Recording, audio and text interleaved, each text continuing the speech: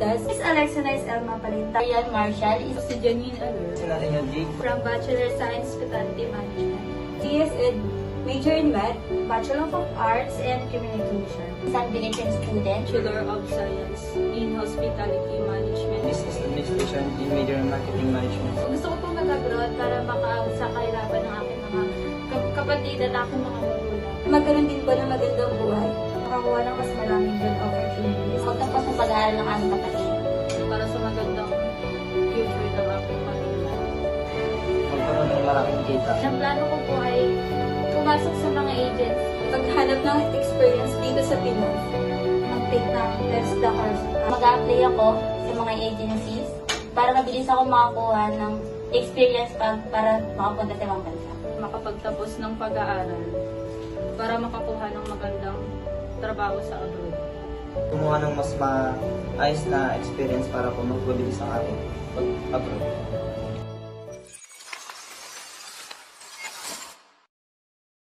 Sa bawat pagsikat ng araw, isang bagong pangarap ang sumisibol sa puso ng mga kabataang Pilipino.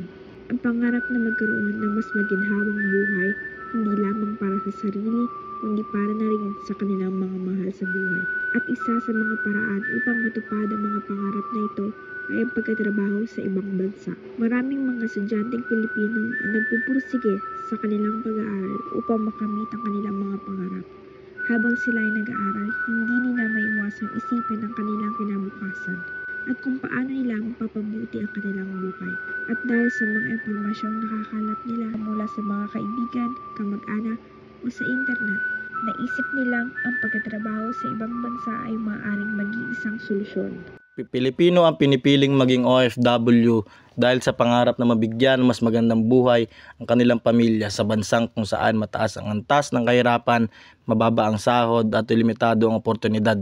Ang pagtatrabaho sa ibang bansa, nakikitang solusyon. Ang pangarap ng isang OFW ay hindi lamang para sa sarili kundi para sa mga mahal sa buhay. Mga anak na nais pag-aralin, magulang na gustong tulungan at pamilya na kailangang suportahan. Subalit, bago pa man magsimula ang kanilang paglalakbay, ang proseso ng pagiging OFW ay punong-puno ng hamon. Ang pag-a-apply para sa trabaho sa ibang bansa ay nangangailangan ng malaking halaga para sa dokumento. Ang pagiging OFW ay hindi madali. Ito ay isang buhay na puno ng sakripisyo, pagtitiis at pagsisikap. Ako po si Jaira Bautista, 21 years old, and isa po akong occupational therapy student and graduating. At gusto ko din po mag-work abroad.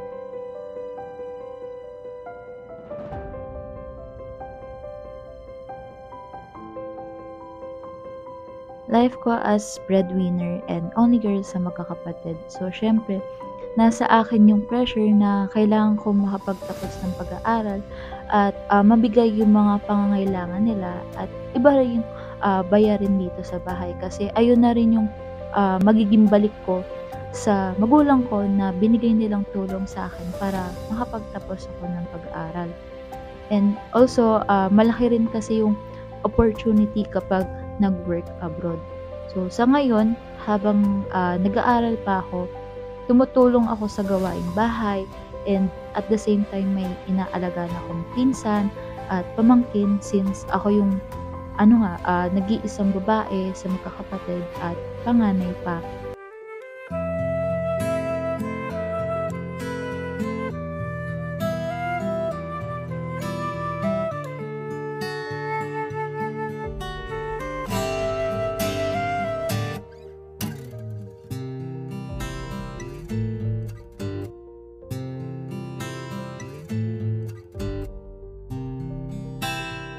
And while sa pag-aaral, kahit may times na nakaka-breakdown, but still, I need to step it aside because yung priority ko nga is to finish my studies. Iniisip ko na lang na para sa pamilya ko to at makagraduate agad para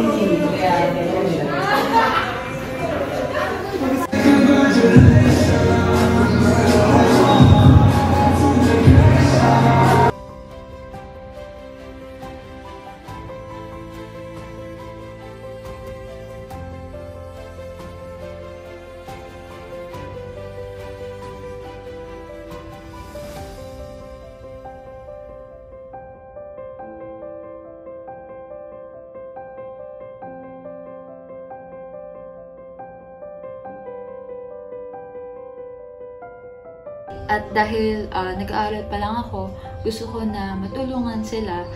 Kaya naisipan ko na mag-business yung pag-bake ko ng cookies.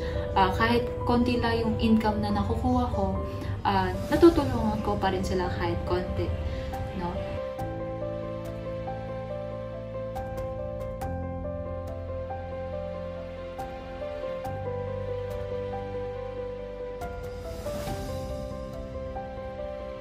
And also, at the same time, nagbi-ministry rin ako sa church. Kasi ginagawa ko to as a happy pill. Nandito kasi yung passion ko, like sa pagsasayaw, na every year namin ginagawa para ma-share namin yung talents namin, and also para through dancing, na-share namin yung si Jesus. And also, yung passion ko din na pagsaserve or pag-share ng Word of God sa mga ibang kabataan or sa ibang tao as a youth leader.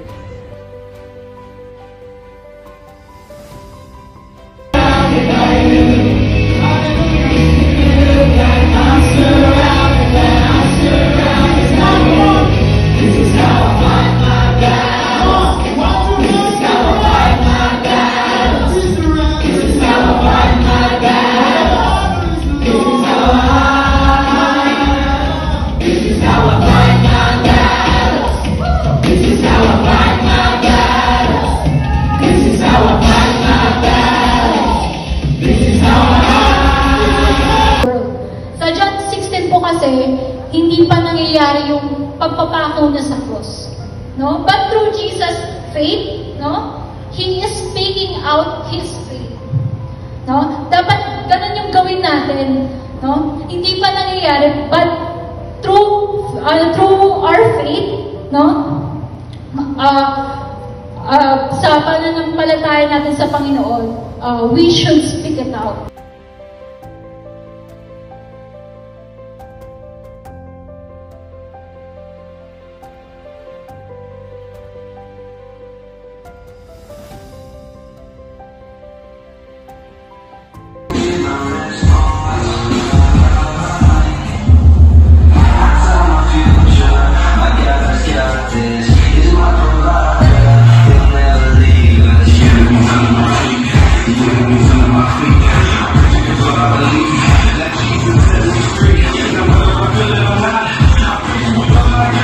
While I count the blessings, can't see but can't count the presents. Hate me but don't hate the message. Don't wait till it's too late. Breathing is out of seconds. I'm hitting it even the odds. Look at the scars. I go to war for my God. Made me and gave me a job. Open his arms and put the world in my palms. With an aim for the stars. Let's go!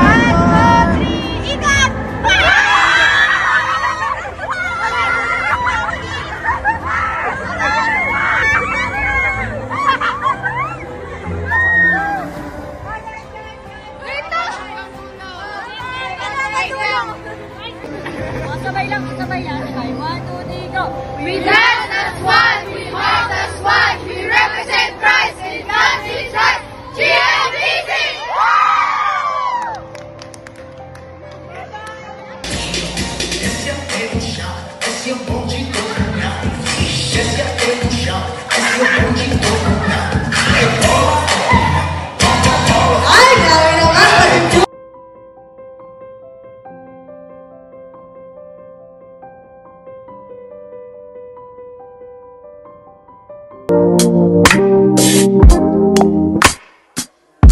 God, you call me by my name. The love you give me, I just can't deny. Yeah. No longer blinded, I can see you. I'm on my way to meet you. We gotta talk, you know. All these trials and tribulations got me tired, I need rest. And I heard that I can come to you when weary of my flesh. You awaken me from death. God, I need you. No more walking by the flesh. That's when I leave you. God told me I'm someone. Told me I'm someone. Told me I'm someone. Told me I'm someone. Told me I'm someone. Told me I'm someone. Know that I'm someone. No, I'm a child of God.